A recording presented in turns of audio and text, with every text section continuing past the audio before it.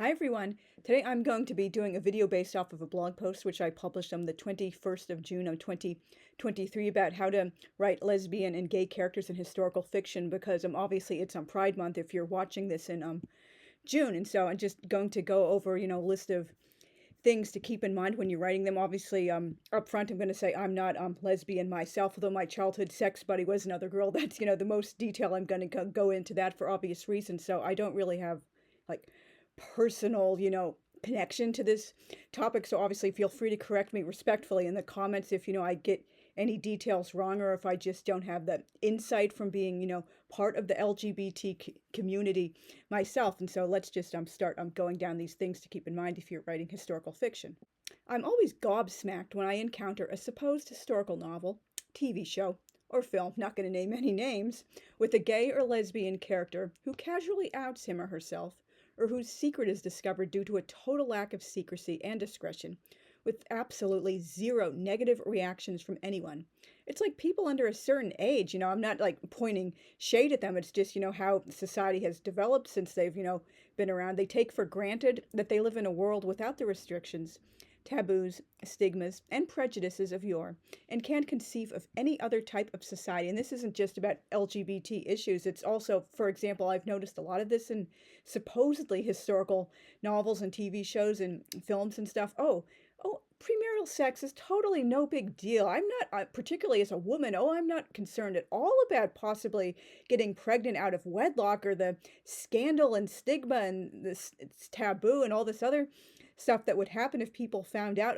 It's totally no big deal. I'm a rich woman and I'm just totally dating a steerage passenger, and having sex in the back of a car on Titanic. Yeah, it's totally cool to date outside of the socioeconomic class. I'm not concerned about the scandal at all. And just people acting like the world we've known since the year 2000 or 1980 or whatever has always been the case, or maybe they have a vague idea, hopefully, that the world wasn't always this, open-minded and accepting and such, but they're just, I'm just gonna totally spice up the past and give lots of these characters current year values because no one's gonna relate to or like a character who actually acts like someone who was born in 1950 or 1900 or 1870 or 1650 or 1300 or whatever. You just have to, I know you have to strike a balance between, wanting characters to seem relevant and relatable and sympathetic,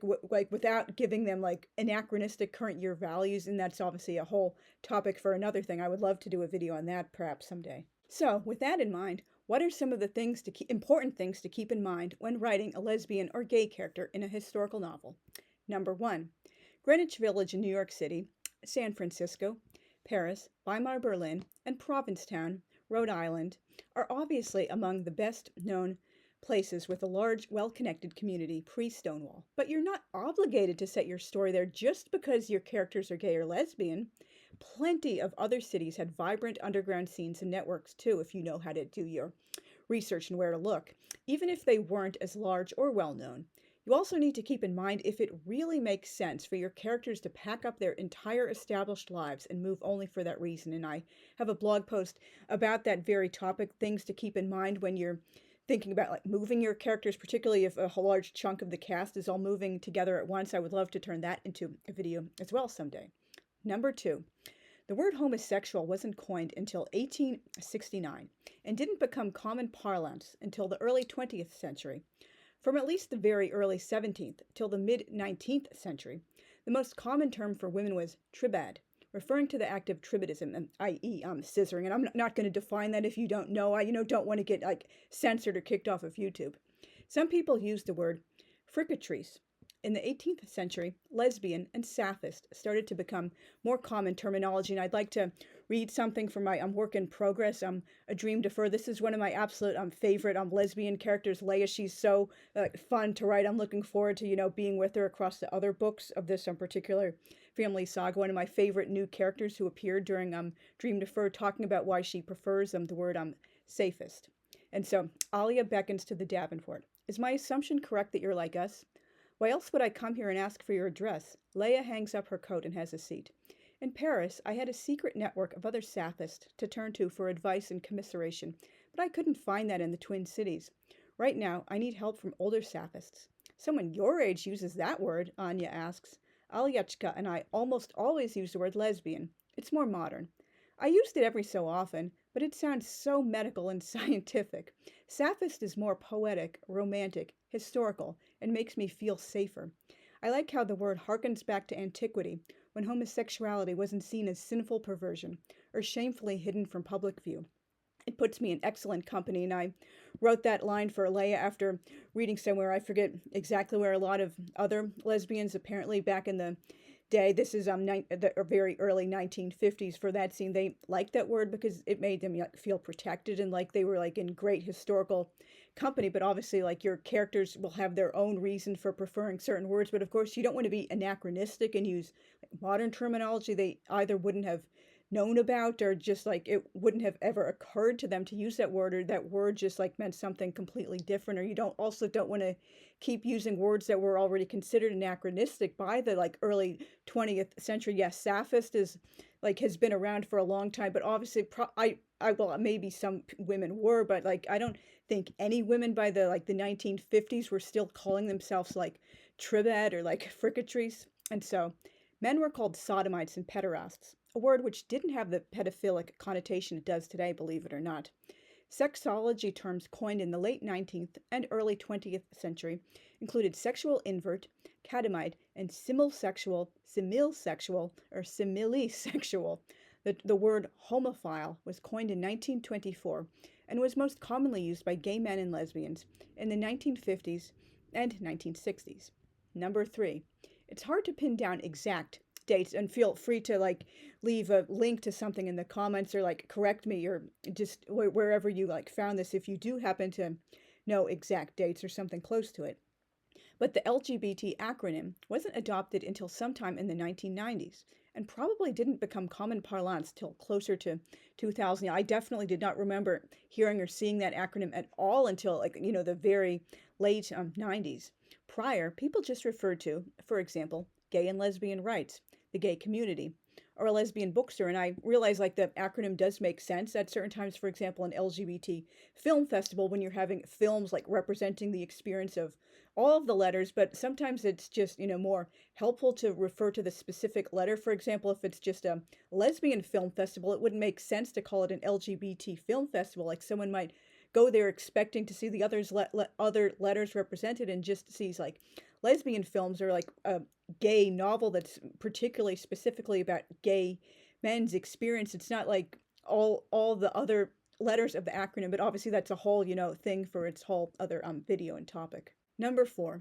Likewise, the Q word was seen as a homophobic slur, with the painful association of being the last word many people heard before dying from brutal beatings.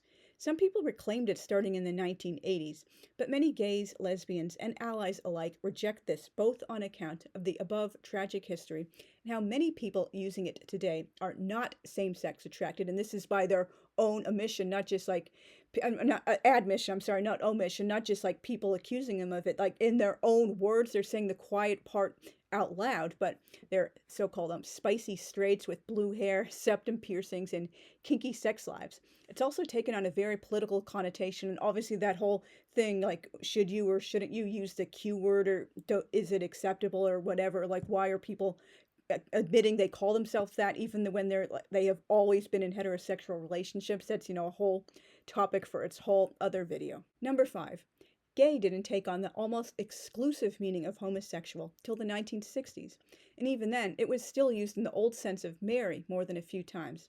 Only in the 1970s did it finally emerge as the most popular mainstream word. Just go look on IMDb and like start typing in the gay, and you'll see all these films from back in the day, like the 20s, 30s, 40s, whatever, like the gay diplomat, the gay divorcee, the gay cowboy, or whatever. And it sounds like to modern ears something very different, but they were just using it to mean, oh, merry and carefree. And another thing, obviously this is a little bit for another like topic, but when you're writing historical, it's important to like try to have the dialogue and the narrative text with like period accurate terms. But that's just one term I've never been able to like write because it doesn't come naturally to me. Like, for example, even I might like using words and terms from a certain historical period. I'm writing about, like, 20s slang or something, or more, like, I guess, formal or different ways of expressing oneself in the Middle Ages, but it has just never, like, crossed my mind to naturally write, oh, I'm feeling gay today, or oh, you look very gay today, Johnny, like something like that. They would have said without, any double entendre, back before the 1960s. And then, like, tell me any examples in the comments if you have run across any fairly recent historical fiction where people do actually use the word gay in its old sense. It's just like something I really don't think would just ever come to me while I'm writing. Number 6. Less suspicions were aroused by a lesbian couple living together for decades than a gay male couple, unfortunately. Many people assumed they were just two very close spinster friends, not that it was a Boston marriage.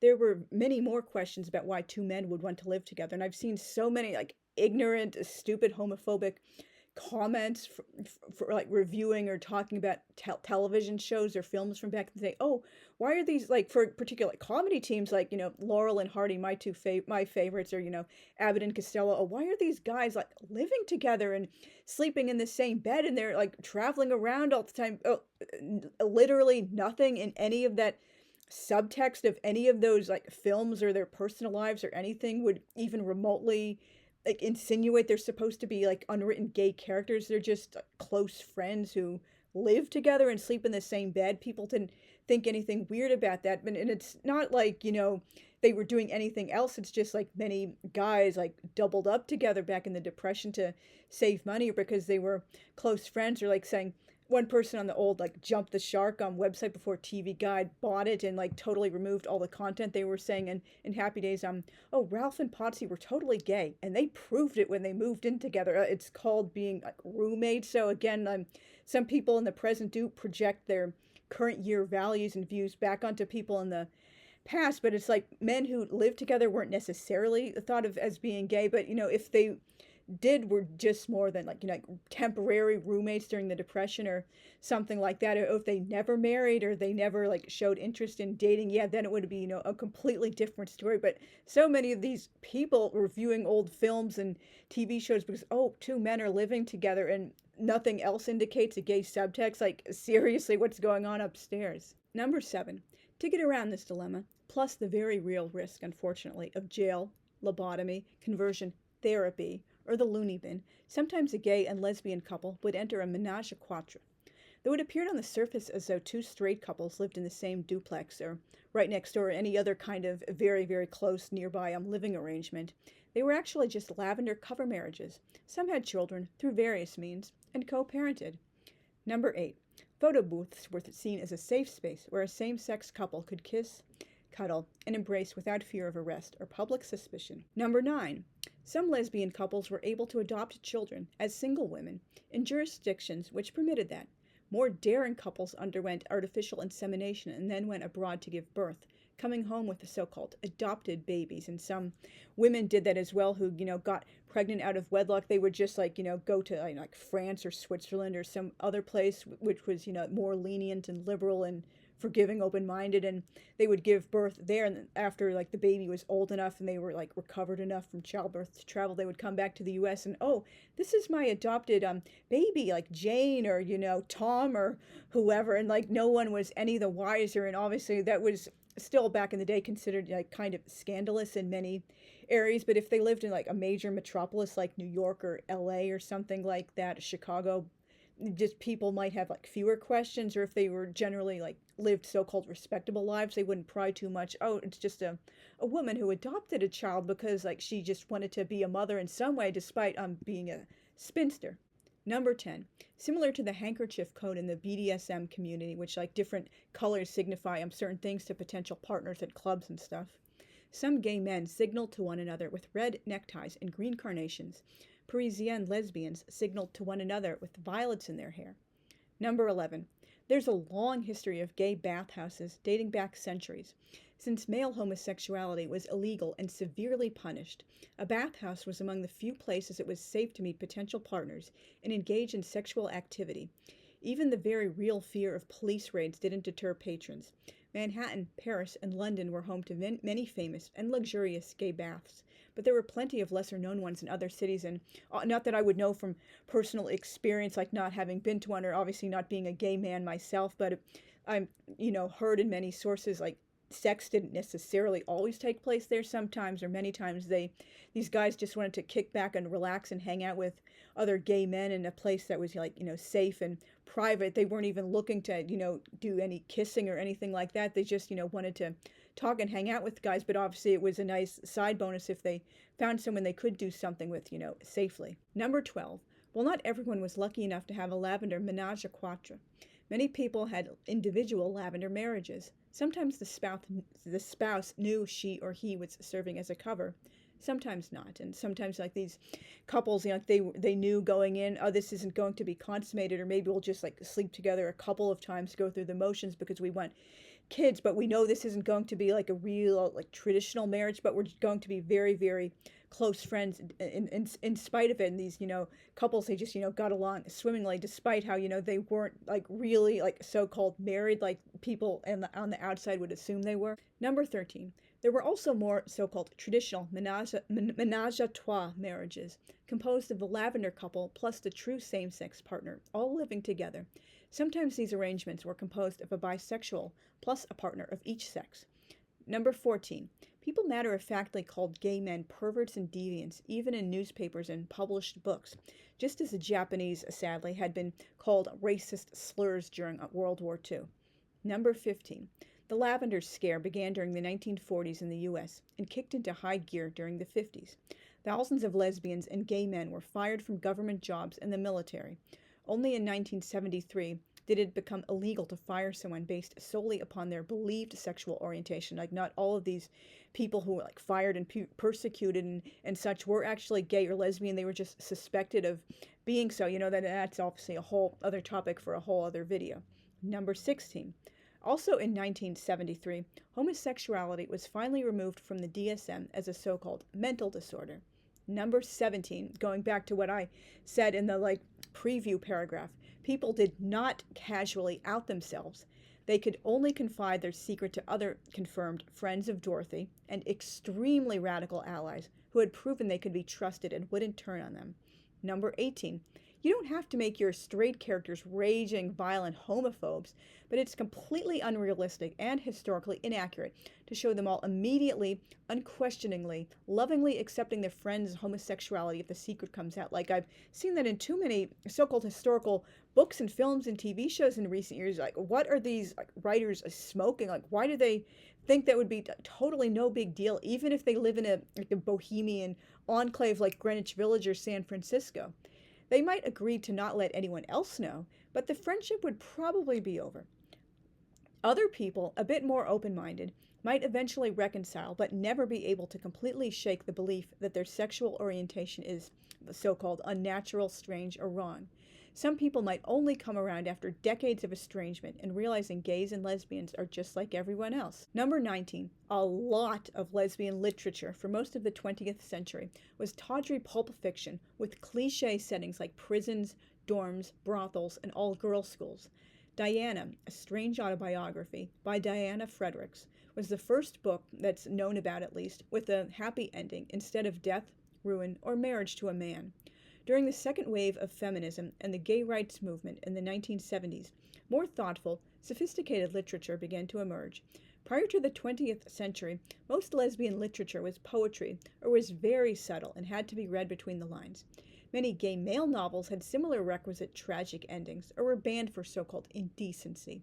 The few pre-Stonewall books with happy endings include Gore Vidal's The City and the Pillar, Mary Renaud's The Charioteer, and Foreman Brown's Better Angel. Number 20. To avoid discovery, some lesbians called one another by male names in their letters. Some liked those nicknames so much they continued using them in real life.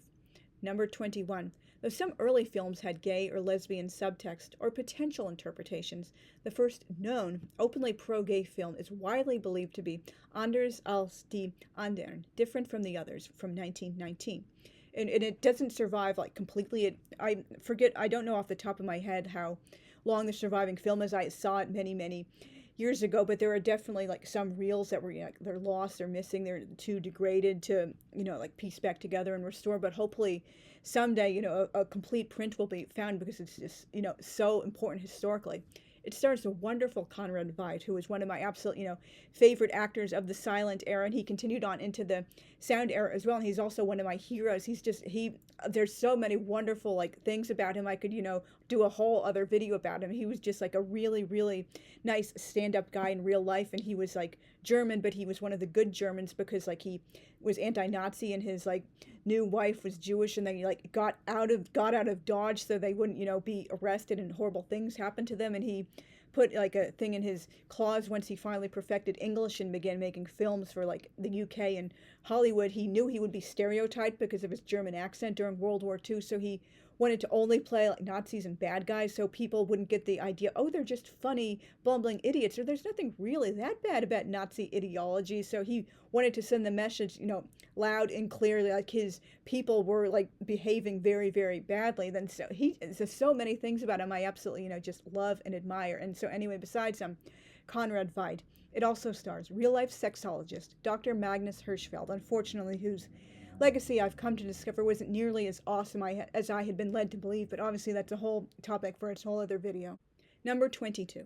Gay men were sent to Nazi camps for violating paragraph 175, legislation which wasn't repealed until 1994, and were famously forced to wear pink triangles. And my character, Wolfram Engel, who's also one of my favorite like gay characters I've ever written, he was sent to the camps for that very reason. I can't wait for you guys to meet him when the books he's in are finally come out. And I'm also planning to do a whole like separate book just about him, like before the war and leading up to it. Obviously that's a whole thing for its other posts, but just like he's absolutely such a great character. I have always loved, writing him, and he's so like wonderful to Marie, the young French Jewish girl whom he helps to save, and he's a surrogate father figure to her, like after the war, like, walks her up to the chuppah, the wedding canopy, when she gets married, and serves as like the grandfather to her like children. So there's so many awesome things I love about this character. But anyway, getting back to the main point. However, gay men were still drafted and accepted into the military, so long as they remained celibate. Authorities were afraid of opening too many loopholes for draft evaders. Lesbians in the camps wore black triangles, marking them as so-called asocial, but they were never specifically targeted for persecution like gay men. There's a lot of like misunderstanding about that. Obviously, that's another topic which is like so complex, it kind of deserves its own video, but a lot of people are very like confused like just about this whole topic in general. Maybe I should do a video about that at some point in future, and also a blog post. There's also a wonderful documentary called Paragraph 175 from about like I think 2025-ish or so years ago. I really, really enjoyed it. It was very moving, and they got testimony from some gay men who had been in the camps or like, persecuted by the Nazis. And I know off the top of my head there was at least one lesbian in the film. I don't remember if there was more than just her, but obviously the focus was on like gay men, because like they were the only ones persecuted and like sent to camps and arrested and stuff under paragraph 175. And these were like really, really old guys. And there was one guy in particular, he wanted to appear in silhouette because despite being like a nonagenarian at that point, he was like terrified people would like recognize his identity and find out, oh, he was in the camps and he's gay. And so they showed him like the playback of his like interviews, and he's like, well, you can't see me, I'm totally dark. And the producers and such are like, dude, this is what you asked for, you wanted to appear in silhouette so no one would like learn your true identity. He's like, okay, I'm near the end of my life, who cares if people find out I'm gay or I was in the camps, like go ahead and like shoot me just the way I am. And as they said in the commentary soundtrack to the film, it would have been a shame if he had gone through with the original idea for silhouette, because he had such beautiful eyes. He really did have like, I think they were kind of like a bluish green or bluish gray, but they were really, really beautiful eyes. And sadly, shortly after the documentary was made, he passed away. So he made the right decision, like standing up for, who he was and not like hiding in the closet anymore in his 90s. So that's just like a really good example for everyone to aspire to and live by. Thank you very much for listening. Please leave a comment and letting me know if I may have left anything out, or like correcting me, or just like any other details you think would be important, or maybe something I could cover in a future blog post about this same topic. Or let me know who your favorite gay or lesbian characters in historical fiction are. Like I love having conversations with these guys, and like I hope to eventually someday build a community, even though I don't really have a lot of like people leaving comments for me. Hopefully that will change someday. And thank you very much again for watching. And please subscribe if you haven't already. I mostly do like booktube and authortube content, and I'm doing more fountain pen and ink related content these days. But I think most of my main content remains like bookish and like writing stuff. So see you guys very soon. Thanks again for watching. Bye.